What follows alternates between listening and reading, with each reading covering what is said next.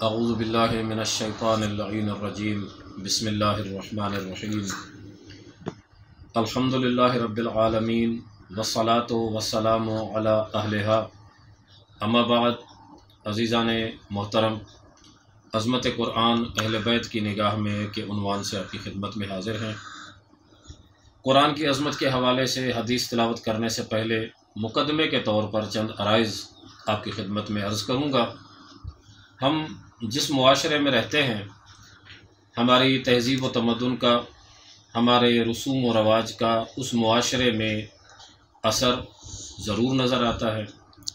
آپ اس معاشرے کو اور معاشرے میں رہنے بسنے والے لوگوں کو ان کی زندگی کے طور اور اطوار کو دیکھ کر اندازہ لگا سکتے ہیں کہ یہ معاشرہ کس نقطۂ نظر کا حامل ہے۔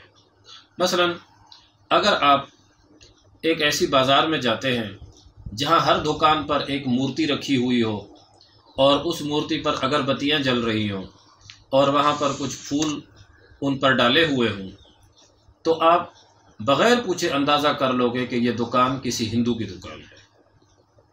مگر اس کے برعکس اگر اسی دکان پر آپ جاتے ہو جہاں پر قرآن مجید کی آیتیں لکھی ہوئی ہوں، ماشاء اللہ، بسم اللہ، اس طرح کے الفاظ آپ کو نظر آئیں، تو یقیناً آپ اندازہ کریں گے کہ یہ دکان کسی مسلمان کی دکان ہے۔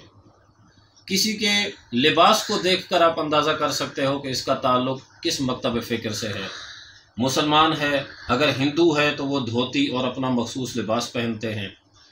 اس طریقے سے ہر معاشرے کا ایک اپنا ظاہر ہوتا ہے، ایک ظاہری دنیا ہوتی ہے جہاں سے وہ نظر آتا ہے۔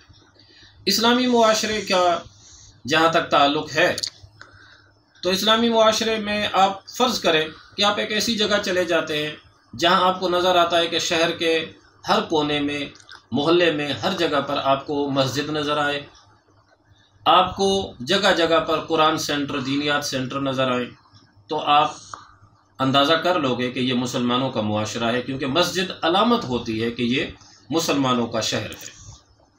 اس طریقے سے مسلمانوں کا شہر کا مطلب کہ یہاں اسلام ہے، اور اسلام سکھانے کے لیے آپ کو عالم دین بھی ملے گا۔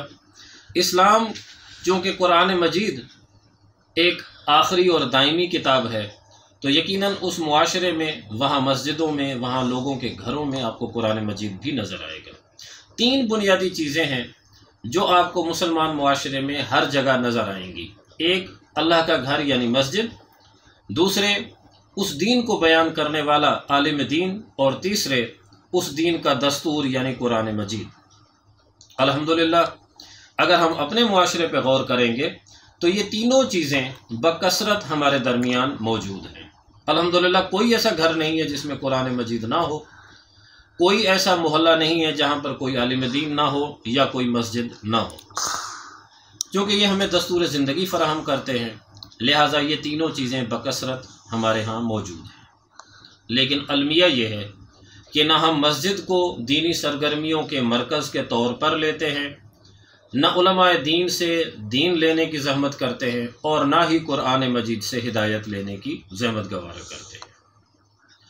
مسجدوں کو دیکھیں گے تو بقول امیر المومنین علی بن ابی طالب علیہ السلام کے کہ ایک زمانہ ایسا آئے گا کہ مسجدیں فن تعمیر کا نمونہ ہوں گی، تو اس وقت ہر مسجد فن تعمیر کا ایک نمونہ فراہم کر رہی ہے، جس کے آپ نقشے کو دیکھیں گے، جس کے آپ آرکیٹیکچرز کو دیکھیں گے، تو آپ کو لگے گا کہ یہ فن تعمیر کا ایک شاہکار بنا ہوا ہے۔ علماء دین کو دیکھا جائے تو وہ بھی بکثرت موجود ہیں، لیکن دین کتنا بیان ہوتا ہے وہ آپ خود اندازہ کر سکتے ہو، وہ بیان کرنے کی ضرورت نہیں ہے۔ قرآن مجید الحمدللہ خوبصورت چھپائی، خوبصورت کاغذ، خوبصورت لکھائی، خوبصورت جلدیں، سب کچھ موجود ہے، لیکن ہدایت کتنی لی جا رہی ہے اس کا اندازہ آپ بخوبی لگا سکتے ہو۔ اب آتے ہیں ہم اس بات کی طرف کہ یہ جو قرآن مجید، یہ جو عالم دین اور یہ جو مسجد ہے، میں نے عرض کیا کہ مسجد فن تعمیر کا نمونہ بنی ہوئی ہے۔ عالم دین سے ہم دھاگا اور دعا لینے کے لیے تو جاتے ہیں، ہم تعویذ لینے کے لیے تو جاتے ہیں، لیکن دین لینے کی زحمت گوارا نہیں کرتے۔ قرآن مجید کو جو کہ معاشرے ساز کتاب ہے، اس کو ہم معاشرے کا دستور لینے کے بجائے ہم اسی قرآن مجید سے کبھی مردوں کو بخشوانے کے لیے استعمال کر رہے ہیں، کبھی کسی اور مقاصد کے لیے استعمال کر رہے ہیں۔ اب اگر ہمارا یہ رویہ رہا تو کیا ایسے معاشرے کو ہم ایک اسلامی معاشرہ یا مسلمانوں کی سوسائٹی کہہ سکتے ہیں؟ تو جواب بدقسمتی سے ہمارا نفی میں ہی ہوگا۔ اب ان تین چیزوں کو سامنے رکھتے ہوئے اصول کافی سے ایک روایت آپ کے سامنے تلاوت کرنے کا شرف حاصل کروں گا۔ یہ روایت مولا امام جعفر صادق علیہ السلام سے بیان ہوئی ہے۔ ان ابی عبداللہ علیہ السلام قال، امام جعفر صادق علیہ السلام سے روایت ہے، آپ فرماتے ہیں ثلاثۃ یشکون الی اللہ عز وجل، قیامت کا دن ہوگا تو خدا کی بارگاہ میں تین چیزیں شکایت کریں گی، تین چیزیں فریاد کریں گی، تین چیزیں ہمارے خلاف بولیں گی۔ مسجد خراب لا یصلی فیہ اہلہ، وہ مسجد جو غیر آباد ہو چکی ہے اور کوئی وہاں پر نماز پڑھنے نہیں جاتا۔ میں نے عرض کیا فن تعمیر کا تو نمونہ ہے، مگر اس مسجد میں نمازیوں کی تعداد کا آپ خود بخوبی اندازہ کر سکتے ہو۔ ایسی مسجد جو غیر آباد ہے، وہاں محلے کے لوگ نماز کے لیے نہیں جاتے، تو یہ مسجد بروز محشر ہمارے خلاف خدا کی بارگاہ میں شکایت کرے گی۔ امام علیہ السلام فرماتے ہیں وَعَالِمٌ بَيْنَ جُہَّالٍ، ایک ایسا عالم دین جو جاہلوں کے بیچ میں زندگی گزارتا ہے، جس سے دین لینے کے لیے کوئی نہیں آتا، جس سے دینی مسائل پوچھنے کے لیے کوئی نہیں آتا، باقی دنیا کے جو کام کاج ہیں، تعویذ دھاگا دعائیں، اس کے لیے تو آ رہے ہیں، لیکن دین لینے کے لیے اس عالم دین کے پاس کوئی نہیں آتا۔ تو وہ عالم دین جو ایسے جاہلوں کے بیچ میں رہتا ہے، بروز محشر خدا کی بارگاہ میں فریادی بنے گا۔